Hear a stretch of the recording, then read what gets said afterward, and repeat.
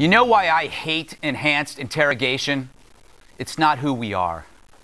That's not who we are. That's not who we are. That's not who we are. That's not who we are. That's not who we are. That's not who we are. That's not who we are. That's not who we are. That's not who we are. That's not who we are, which makes me wonder, who the hell are we then? I know we used to be a country that gave a damn about those who defended us, but now, why would anybody want to work for this government overseas? This torture report, Benghazi, the rules of engagement for our soldiers. We put these guys out there at great risk, then bury them when it's expedient. We enjoy this bubble of freedom thanks to stuff we don't see, stuff we don't want to see, tactics that aren't for spin the bottle, but to protect a civilization, ours. The CIA, God bless them, understand this question. If your family was targeted for attack, wouldn't you want every tool available to stop it? Or only those approved by Brian Williams? If we let the media control what remains on the table, there'd be no damn table. And so we were warned that this report will lead to more dead Americans. But that threat was always there. Our enemies gladly do things far worse than what's alleged here. And done not to save lives, but just for sick kicks. Flying planes into buildings, bombing embassies, beheadings. We don't incite such savagery. It was always there. The worst place on earth is Earth. Here's the math. There were 119 terror captives. 39 were waterboarded. Before that, 2,997 people died on 9/11, thanks to al-Qaeda. There hasn't been a successful terror hijacking in the United States since. So save me your hand-wringing. You don't play patty cake with demons unless you're okay with losing. The sad thing is, some are. So, Andrea, the abuses we've seen, they're wrong. Some are grotesque. But since 9/11, Islamic extremists have launched 20,000 attacks and caused 41,000 deaths. There seems to me the prioritization, the proportion of outrage over this seems a little bit strange. It seems strange, and the timing seems even stranger. So Dianne Feinstein wants to get this off her desk. She's not going to be the committee chairman much longer, and she wants to punt this and rally the base. And remember, when Democrats were screaming about this issue, that's how they took back Congress. They defeated Tom DeLay's electoral map by arguing about torture.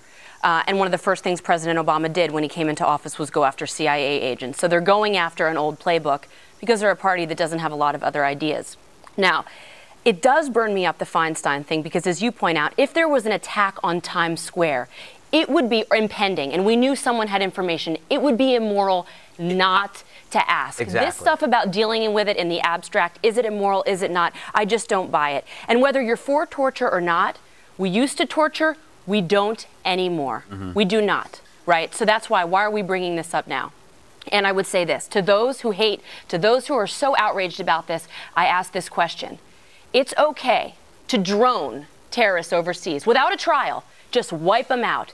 But sleep deprivation, that's where you're going to get fired up. It seems a little bit disturbed and perverse. Yeah, one of the things that drives me crazy, Dana, is, okay, so we're going after the CIA. Ruth Marcus says the CIA is a stain on America. Yeah.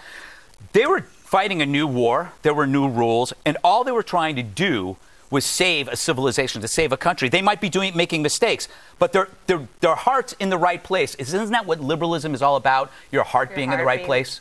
So 13 years later, and you're looking back at a situation where somebody like Senator Dianne Feinstein, who was in briefings with the CIA, and in fact, in the next block, we're going to hear from one of them, who says she was there and she was demanding that we do more. Yeah. And the other thing I think on the media side of this, clearly the New York Times had this leaked to them over time by Senate Democrat staff, because half of the New York Times today is built around this report. And they keep calling it the Senate report, which I think is an injustice. This is a Senate majority report, meaning that it was a Senate Democratic report. They didn't even bother talking to the people who were involved. There has been a counter, right? There's the CIA SavedLives.com website. There's also thoughtful reporting by Michael Hayden, I should say writing by Michael Hayden in the Wall Street Journal. And you had George Tenet, who served under President Clinton. So not necessarily a partisan issue, but the media, it is interesting. I think that what Andrea said is a good point. So if President Obama says that's not who we are, okay, so the torture stuff, or what, I'm not going to call it torture, I'm going to say enhanced interrogation, tough talk to some terrorists, That's not who we are. But we are okay with blowing to smithereens people that we think may or may not be involved in terror and not trying to capture them and get the human intel from them. That, I think, I agree with you. Who the hell are we then? I don't know. Eric, I want to go, Dana brought up the fact that you didn't interview anyone about this, the people that were condemning. Britt Hume mentioned this yesterday. Let's roll that tape, shall we? Go ahead.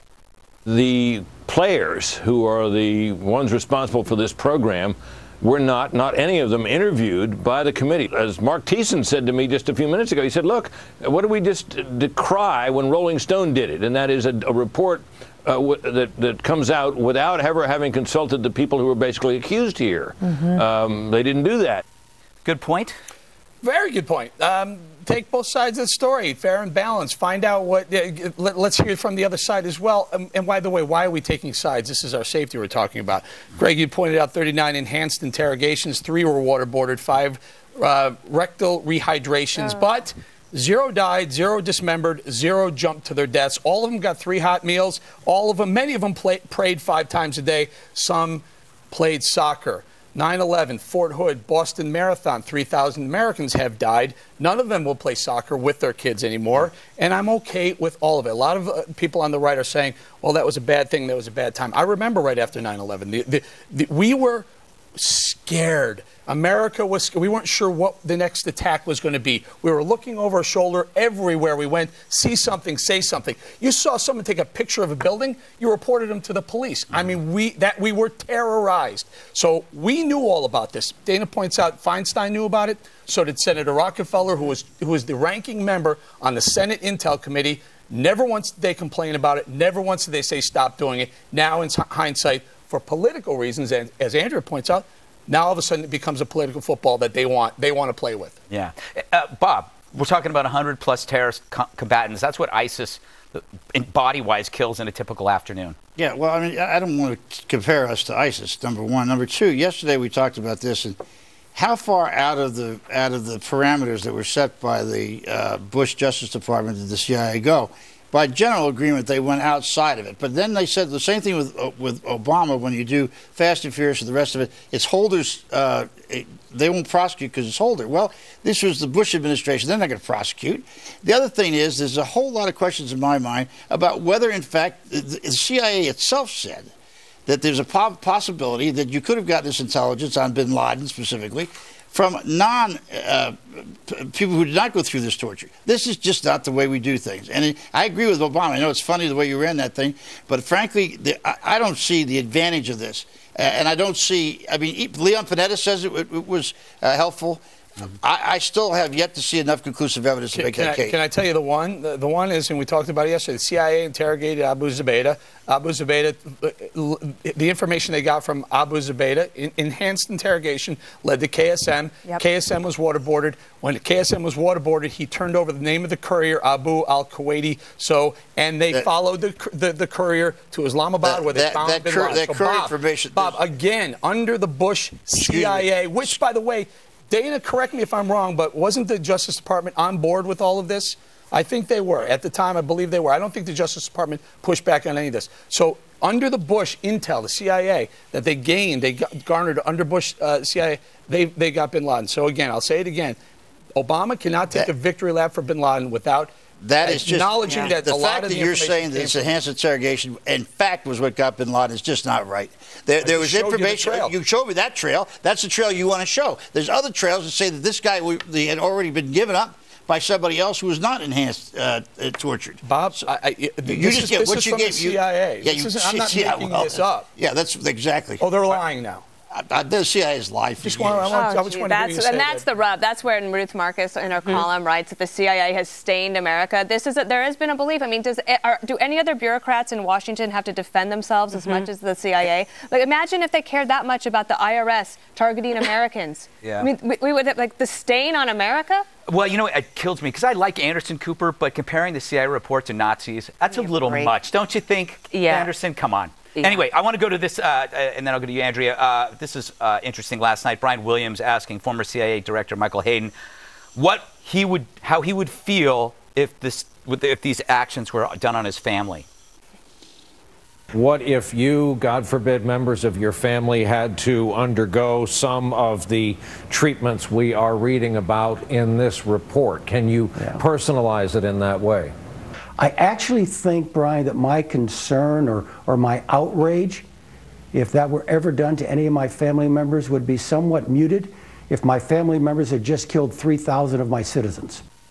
Good answer. But you know what, Andrea? He personalized it to Hayden. I would love to see Hayden say, what if your daughter, Allison, while performing at Peter Pan, was under the threat of a bombing in hours? Would you be okay with would you be against using certain tools to save her? There was a knife to her throat. Yeah. There's a knife to her throat. And we have the man who can tell us exactly where she's pinpointed, and we have a Navy SEAL team ready to go in and rescue her.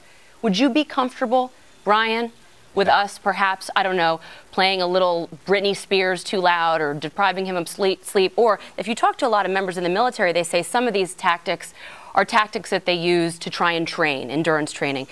But again, we stopped these tactics. I don't know why we're having this debate. We've had this debate as a country. We've said, okay, that's enough. Whether it led to the capture of bin Laden or not, it has made it safer. But you know, people say they want to reveal this report. The left will say this, to show that we're good, we're a good country. Forget Dianne Feinstein. I think the point of revealing this report by this administration is to show that we're not that great of a country. And it's the same president that gives the apology tour, Bob, that apologizes for what we do. It's to rub our nose into the United States' Let me just throw just a little bit of history in here. The intelligence committees were founded in the Senate and the House because the CIA assassinated Allende, who was a socialist but an honestly elected president of Chile. Now, they decided to go and assassinate him. That's why the CIA was brought back. To suggest the CIA has been a pure and even... I mean, I didn't say they were pure, Bob. I simply said that's the trail that they've shown. They've showed us a trail from Abu Zubaydah to KSM, right to al-Kuwaiti, and we know that's where they went. That's how they found bin Laden. Can I just point one thing out? This whole stuff about now that this report is out, that, oh, that's going to make terrorists really hate us. They hate us anyway. Yeah, they want to kill us anyway. Argument. This report will not change the way they feel about us. It won't make them any madder at us. I would just say that the same White House that falsely blamed a YouTube video for a spontaneous protest overseas now says that they're okay with knowing that this could cause violence overseas. They're okay with releasing it. Yeah, that's a great point. Ridiculous. All right. I'm so glad you're back. But causing violence overseas, I mean, that was been a false they point said at that, the beginning. They said Saddam Hussein, when we executed Saddam Hussein, that was going to cause some massive hysterical... Well, as Eric said, they're going to do it anyway, so it's not as if it's something that's going to keep... So we should throw some gasoline on the fire? Well, those guys are... Like, none of us have ever been under the pressure to save innessent lives. This is not like a decision you get to make in the editorial room at the New York Times. You make Eric it in real time. Bob. And remember that. He saved your life. And droning them will not upset them at all. Yeah, that's true. And I promise to do it again. Yes. All right.